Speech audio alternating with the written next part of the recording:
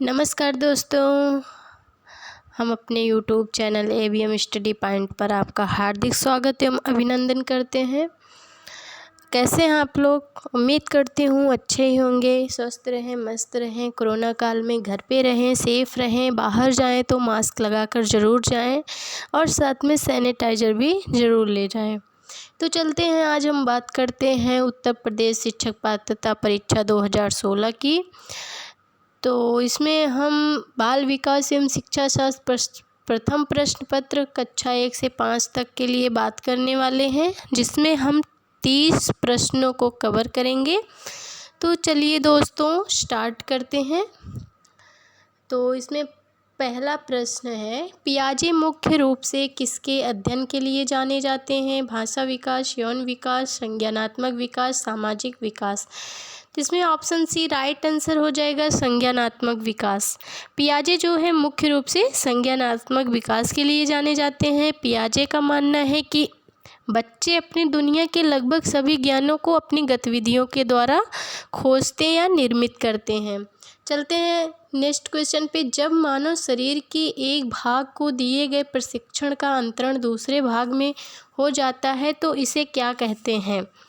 तो इसे द्विपार्श्विक अंतरण कहते हैं।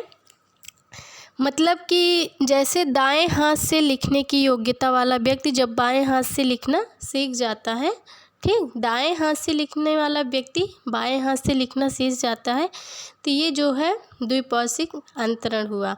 चलते हैं नेक्स्ट क्वेश्चन पे। दिए हुए प्राप्तांकों के समूह में जो प्राप्तांक बहुधा सबसे अधिक बार आता है उसे कहते हैं, उसे क्या कहते हैं दोस्तों? ऑप्शन नंबर ए बहुलक हमारा राइट आंसर हो जाएगा। ठीक है, उसे क्या कहेंगे? बहुलक कहेंगे।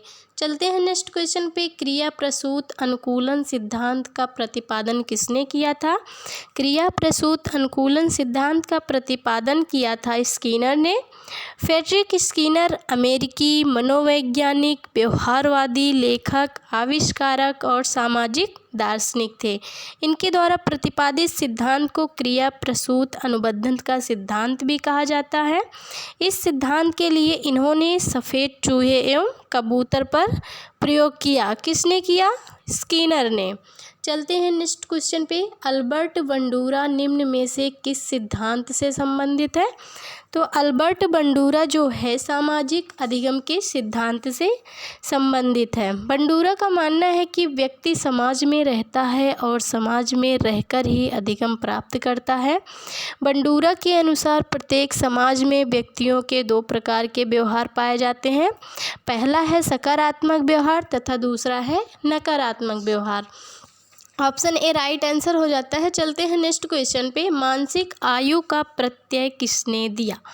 मानसिक आयु का प्रत्यय किसने दिया? तो इसमें विने साइमन ने और टर्मन ने, स्टर्न ने और सिरिल बर्ट ने। इसमें मानसिक आयु का प्रत्यय जो है किसने दिया? विने साइमन ने। ठीक है दोस्तों, तो चलते हैं नेक्स्ट क्वेश्चन पे। निम्नलिखित में कौन सा सीखने का नियम नहीं है? तत्परता का नियम, तनाव का नियम, प्रभाव का नियम और अभ्यास का नियम। तो इसमें जो है तनाव का नियम सीखने का नियम नहीं है। जो सीखने के 3 नियम हैं वो निम्न इस प्रकार हैं: प्रभाव का नियम, तत्परता का नियम और अभ्यास का नियम, जबकि तनाव का नियम सीखने का नियम नहीं है। चलते हैं नेक्स्ट क्वेश्चन पे। संबंध प्रतिक्रिया सिद्धांत में पावलोव ने किस पर प्रयोग किया? तो पावलोव ने जो प्रयोग किया वो कुत्ते पर किया। किस पर किया? पावलोव ने कुत्ते पर प्रयोग किया। ठीक है दोस्तों, चलते हैं नेक्स्ट क्वेश्चन पे। सूझ द्वारा सीखने के सिद्धांत का प्रतिपादन किसने किया? सूझ द्वारा सीखने के सिद्धांत का प्रतिपादन कोहलर ने किया। ठीक है, ऑप्शन बी राइट आंसर हो जाएगा। कोहलर के अनुसार व्यक्ति जो है समस्या के समाधान हेतु अलग अलग तरीकों से परिस्थिति का अवलोकन करता है और उसमें अचानक सूझ आ जाती है। ठीक है, अतः सूझ अचानक होती है। जो सूझ होता है वो कोई उसका फिक्स नहीं होता है, वो अचानक होता है और उसके लिए अभ्यास की भी ज़रूरत नहीं होती है। ठीक, सीखने वाले व्यक्ति में सूझ उत्पन्न होती है, वह सही अनुक्रिया करता है और सीख लेता है। कोहलर ने चिंपैंजियों पर इसका प्रयोग किया था। ठीक है, सूझ के द्वारा सिद्धांत का प्रतिपादन कोहलर ने चिंपैंजियों पे किया था। जो सूझ होता है वो फिक्स नहीं होता है, वो अचानक आती है और इसमें सूझ में अभ्यास की भी ज़रूरत नहीं होती है। चलते हैं नेक्स्ट क्वेश्चन पे। कार्य को आरंभ करने, जारी रखने और नियमित करने की प्रक्रिया क्या है? कार्य को आरंभ करने, जारी रखने और नियमित करने की प्रक्रिया प्रेरणा है। ठीक है, क्या है? प्रेरणा है। गुड महोदय द्वारा दी गई प्रेरणा की परिभाषा है, शिक्षा एक जीवन प्रयत्न चलने वाली प्रक्रिया है तथा प्रत्येक क्रिया के पीछे एक बल कार्य करता है जिसे हम प्रेरक बल कहते हैं। इस संदर्भ में प्रेरणा क्या है? प्रेरणा एक बल है जो प्राणी को निश्चित व्यवहार या दिशा में चलने के लिए बाध्य करती है। चलते हैं नेक्स्ट क्वेश्चन पे। विस्मृति कम करने का उपाय है। विस्मृति कम करने का उपाय क्या है? तो ऑप्शन सी राइट आंसर हो जाएगा, पाठ की पुनरावृत्ति। तो चलते हैं विस्मृति के बारे में कुछ जानते हैं। विस्मृति है क्या? विस्मृति एक मानसिक क्रिया है जिसमें व्यक्ति कुछ बातों को भूल जाता है, परंतु जब उन्हीं बातों को पुनः उसके सामने दोहराया जाए या रिपीट होती रहे तो वह उसे याद कर लेता है। इस प्रकार पाठ की पुनरावृत्ति द्वारा ही धारण क्षमता को बढ़ाया जा सकता है। ठीक है, चलते हैं नेक्स्ट क्वेश्चन पे दोस्तों। क्रोध व भय है। क्रोध व भय क्या है? अभिप्रेरणा, संवेग, परिकल्पना, मूल प्रवृत्ति। तो क्रोध व भय जो है संवेग है। ठीक, संवेग शब्द अंग्रेजी के इमोशन शब्द से लिया गया है। संवेग एक भावात्मक स्थिति है जब मनुष्य का शरीर उद्दीप्त होता है। संवेग के अनेक प्रकार हैं। ठीक, जैसे कि क्रोध, भ्रम, प्रेम, खुशी, घृणा, आशा, दुख आदि। चलते हैं नेक्स्ट क्वेश्चन पे। दूसरे व्यक्ति के बाह्य व्यवहार की नकल क्या है? सीखना, अनुकरण, कल्पना, चिंतन। तो इसमें हमारा राइट आंसर हो जाएगा अनुकरण। दूसरे व्यक्ति के बाह्य व्यवहार की नकल क्या है? अनुकरण करना। ठीक है, जैसे कि अनुकरण की प्रक्रिया में अनुकरण करने वाला व्यक्ति हूबहू वही प्रक्रिया करता है, हूबहू वही क्रिया करता है जो उसके सामने की जाती है। ठीक है, चलते हैं नेक्स्ट क्वेश्चन पे। यदि पूर्व ज्ञान व अनुभव नए प्रकार के सीखने में सहायता करते हैं तो उसे क्या कहते हैं?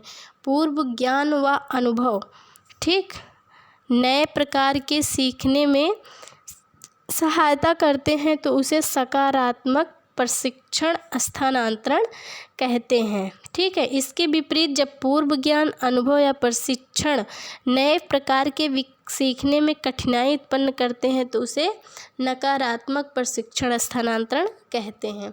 चलते हैं नेक्स्ट क्वेश्चन पे। सीखी हुई बात को पुनः स्मरण रखने और पुनः स्मरण रखने की असफलता को क्या कहते हैं?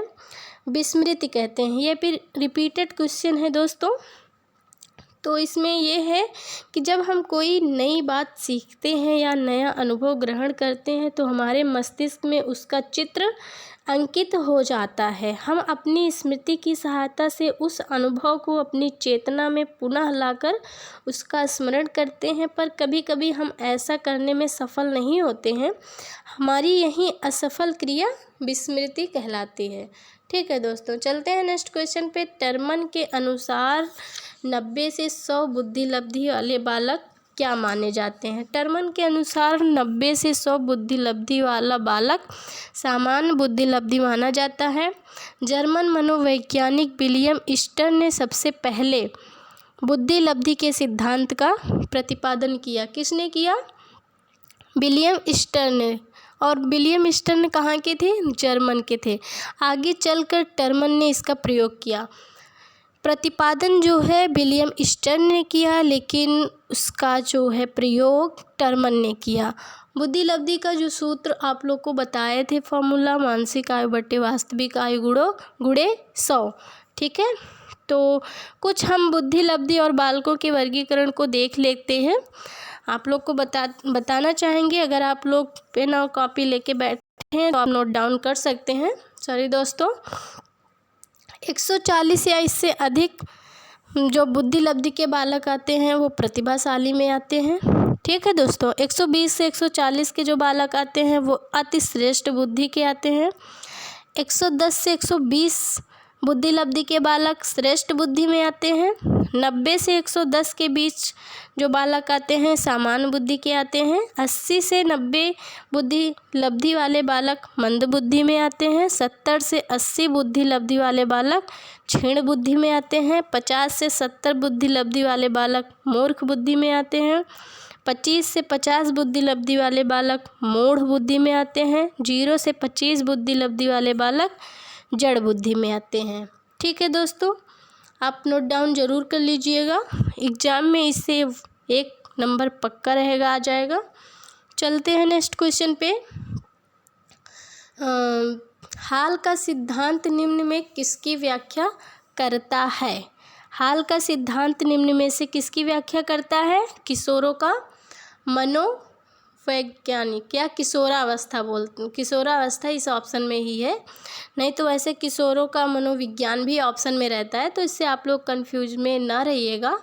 दोनों में से चाहे जो टिक कर सकते हैं। इस प्रश्न को उस तरह भी लिख सकता है, ऑप्शन दे सकता है, तो इसमें किशोरावस्था है तो किशोरावस्था पे ही टिक करिएगा। ठीक है, हाल का जो सिद्धांत है वो किशोरों के मनोविज्ञान से संबंधित व्याख्या करता है। इसके अंतर्गत जो है 12 से 21 वर्ष तक की आयु के किशोरों की शारीरिक, मानसिक, व्यक्तिगत व सामाजिक क्रियाओं व व्यवहारों का अध्ययन किया जाता है। किशोरावस्था मानव जीवन की सबसे महत्वपूर्ण अवस्था होती है, क्योंकि इस अवस्था में मनुष्य में क्रांतिकारी परिवर्तन जन्म लेते हैं। किस अवस्था में? किशोरावस्था में। चलते हैं नेक्स्ट क्वेश्चन पे। मानव व्यक्तित्व के मनोलैंगिक विकास को निम्न में से किसने महत्व दिया? कमेनियस ने, हॉल ने, हॉलिंगवर्थ ने, फ्रायड ने। तो ऑप्शन डी राइट आंसर हो जाएगा, फ्रायड ने।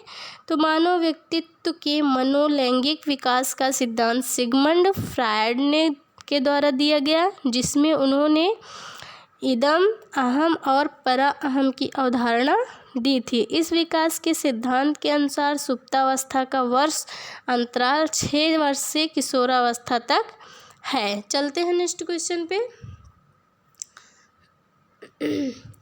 मनोविज्ञान की प्रथम प्रयोगशाला को किसने स्थापित किया था? मनोविज्ञान की प्रथम प्रयोगशाला को विलियम वुंट ने स्थापित किया था, या डब्ल्यू वुंट ने स्थापित किया था। डब्ल्यू वुंट कहाँ के थे? जर्मनी के थे। जर्मनी के लिपजिंग विश्वविद्यालय में 1879 ईस्वी में प्रथम मनोवैज्ञानिक प्रयोगशाला स्थापित की। कहाँ की थी? जर्मनी के लिपजिंग विश्वविद्यालय में 1879 में प्रथम मनोवैज्ञानिक प्रयोगशाला स्थापित की। इसीलिए विलियम वुंट को प्रयोगशाला मनोविज्ञान का जनक कहा जाता है। किस सन में स्थापित की थी? 1879 ईस्वी में। तो चलते हैं नेक्स्ट क्वेश्चन पे। गेस्टाल्ट मनोविज्ञान की आधारशिला किसने रखी थी? गेस्टाल्ट मनोविज्ञान की आधारशिला किसने रखी थी? मैक्स वर्दिमर ने। ठीक है, किसने रखी थी? मैक्स वर्दिमर ने। मैक्स वर्दिमर कहाँ के निवासी थे? जर्मनी के थे। इस सिद्धांत का जो मुख्य बल व्यवहार में संपूर्णता के अध्ययन पर है। इस सिद्धांत के प्रतिपादन में 2 अन्य मनोवैज्ञानिक कुर्ट कोप्फा और वोल्फगैंग कोहलर ने महत्वपूर्ण भूमिका भी निभाई थी। ठीक है, मैक्स वर्दिमर के साथ दोनों वैज्ञानिकों ने भी सहायता प्रदान की थी। चलते हैं नेक्स्ट क्वेश्चन पे। डॉट डॉट बैटरी का प्रयोग, नहीं सॉरी, क्षेत्र सिद्धांत, एक मिनट, संगणन सिद्धांत निम्न में से किससे संबंधित है? संगणन सिद्धांत किससे संबंधित है? संगणन सिद्धांत स्मृति से संबंधित है। इसका मतलब पूर्व में एक बार सीखी गई क्रिया का पुनः स्मरण ही स्मृति है। स्मृति क्या है? मतलब पूर्व में एक बार सीखी गई क्रिया का पुनः स्मरण स्मृति है। ठीक है, चलते हैं नेक्स्ट क्वेश्चन पे। क्षेत्र सिद्धांत निम्न में किस वर्ग का सिद्धांत है? क्षेत्र सिद्धांत निम्न में से गेस्टाल्टवादियों का है। ठीक है, किसका है? गेस्टाल्टवादियों का। गेस्टाल्टवादी विचारधारा के मनोवैज्ञानिक कुर्ट लेविन या कर्ट लेविन जो भी थे, जिन्होंने गणित की तरह मनोविज्ञान में जीव और वातावरण के संबंधों की व्याख्या के लिए सूत्र विकसित करने का प्रयास किया, जिसे लेविन का क्षेत्र सिद्धांत के नाम से जाना जाता है। ठीक है, क्षेत्र सिद्धांत जो है गेस्टाल्टवादियों का है। सॉरी दोस्तों, भाटिया बैटरी का प्रयोग निम्न में किसके मापन हेतु किया जाता है? भाटिया बैटरी का प्रयोग बुद्धि के मापन में किया जाता है। वर्ष 1953 में प्रोफेसर चंद्रमोहन भाटिया द्वारा भाटिया बैटरी परीक्षण का प्रयोग व्यक्तिगत बुद्धि परीक्षण में किया गया था। इस बुद्धि परीक्षण के 5 बौद्धिक उप परीक्षण क्रमशः कोहज ब्लॉक टेस्ट, पास एलांग टेस्ट, आकृति निर्माण टेस्ट, तात्कालिक स्मृति टेस्ट एवं तस्वीर निर्माण टेस्ट हैं तथा यह Bhatia battery of performance test of intelligent भी कहलाता है। ठीक है दोस्तों, चलते हैं नेक्स्ट क्वेश्चन पे। अभिक्रमायोजित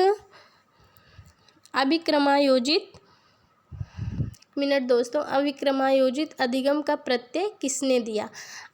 अभिक्रमायोजित अधिगम का प्रत्यय किसने दिया? ऑप्शन सी हमारा राइट आंसर हो जाएगा, स्किनर ने। व्यवहारिक क्षमताओं में वह सापेक्ष स्थायी परिवर्तन जो कि प्रचलित अभ्यास का परिणाम होता है, उसे क्या कहते हैं? अधिगम कहते हैं। ठीक है दोस्तों, हमारा ऑप्शन ए राइट आंसर हो जाएगा, अधिगम। व्यवहारिक क्षमताओं में वह सापेक्ष अस्थायी परिवर्तन जो कि प्रबलित अभ्यास का परिणाम होता है, उसे अधिगम कहते हैं। अधिगम व्यवहार में किसी ऐसे परिवर्तन को कहा जाता है जो अभ्यास या अनुभव के फलस्वरूप प्राप्त होता है तथा जिसका उद्देश्य व्यक्ति को समायोजन करने में मदद करना होता है। ठीक है दोस्तों, चलते हैं नेक्स्ट क्वेश्चन पे। संज्ञान किस बुद्धि के सिद्धांत का हिस्सा है? संज्ञान जो है गिलफोर्ड का सिद्धांत का हिस्सा है। ठीक है, इस सिद्धांत को हम जान लेते हैं और किस किस नामों से जानते हैं। इस सिद्धांत को त्रिविमीय सिद्धांत या बुद्धि संरचना का सिद्धांत भी कहा जाता है। गिलफोर्ड के अनुसार बुद्धि के सभी तथ्यों को 3 भागों में बांटा जा सकता है: संक्रिया, विषय वस्तु तथा उत्पादन। संक्रिया के आधार पर मानसिक क्षमताओं को 5 भागों में बांटा गया है: मूल्यांकन, अभिसारी चिंतन, अपसारी चिंतन, स्मृति और संज्ञान। चलते हैं नेक्स्ट क्वेश्चन पे। 8 वर्ष के सुधीर की मानसिक आयु 10 वर्ष है, उसकी बुद्धि लब्धि कितनी होगी? उसकी बुद्धि लब्धि कितनी होगी दोस्तों? 125 होगी। इसको हम लोग कैसे सॉल्व करेंगे, अब आप नोट डाउन कर सकते हैं, मैं आपको बता रही हूँ सॉल्व करने का प्रोसेस। बुद्धि लब्धि होता है मानसिक आयु बटे वास्तविक आयु गुणे 100। ठीक है दोस्तों, तो बुद्धि लब्धि मानसिक आयु कितनी है? 10 वर्ष। वास्तविक आयु कितनी है? 8, तो गुणे 100, तो पूरा ऊपर का हो जाएगा 1000 बटे 8, डिवाइड करेंगे तो 125 आएगा, इसलिए राइट आंसर हो जाएगा 125। चलते हैं नेक्स्ट क्वेश्चन पे। संवेग का कौन सा सिद्धांत इस विचार को मानता है कि संवेगात्मक अनुभव संवेगात्मक व्यवहार पर आधारित है? इसका आंसर हो जाएगा जेम्स लैंग सिद्धांत। जेम्स लैंग का सिद्धांत संवेगात्मक अनुभव संवेगात्मक व्यवहार पर आधारित है। जेम्स लैंग सिद्धांत के अनुसार पहले संवेगात्मक व्यवहार होता है और तब संवेगात्मक अनुभूति होती है, अर्थात संवेगात्मक अनुभूति का होना संवेगात्मक व्यवहार पर निर्भर करता है। ठीक है दोस्तों, तो संवेग का कौन सा सिद्धांत है? जेम्स लैंग का सिद्धांत। चलते हैं नेक्स्ट क्वेश्चन पे। किसी इच्छा या आवश्यकता में रुकावट पड़ने पर उससे उत्पन्न होने वाला संवेगिक तनाव क्या कहलाता है? कुंठा कहलाता है। क्या कहलाता है? कुंठा। किसी इच्छा या आवश्यकता में उत्पन्न होने वाला संवेगिक तनाव कुंठा कहलाता है। नेक्स्ट क्वेश्चन और लास्ट क्वेश्चन है, कोहल वर्ग का सिद्धांत निम्न में से किससे संबंधित है? कोहल वर्ग का सिद्धांत नैतिक विकास से संबंधित है। ठीक है। कोहल वर्ग ने प्रसिद्ध मनोवैज्ञानिक जी पैजेट के विचारों का आधार लेकर 3 स्तरीय तथा 6 अवस्थाओं वाला नैतिक विकास का सिद्धांत प्रतिपादित किया। तो इस प्रकार दोस्तों आज हम 30 प्रश्नों को कवर किए। तो मुझे उम्मीद है आप लोग से कि मेरे ये वीडियो आपको कुछ सारी वीडियो से डिफरेंस लगी होगी और इसमें कुछ और भी नॉलेज आप लोग को मिला होगा। और ये अब ऐसे ही अच्छे वीडियो और हेल्पफुल वीडियो मैं अपलोड करूँगी। तो उम्मीद करती हूँ कि आप लोग को मेरी वीडियो ज़रूर पसंद आई होगी और ज्ञान भी इससे मिल रहा होगा। तो ठीक है दोस्तों, लाइक और सब्सक्राइब और शेयर करना मत भूलिएगा। इसी के साथ मैं अपनी वाणी को विराम देती हूँ। जय हिंद, जय भारत।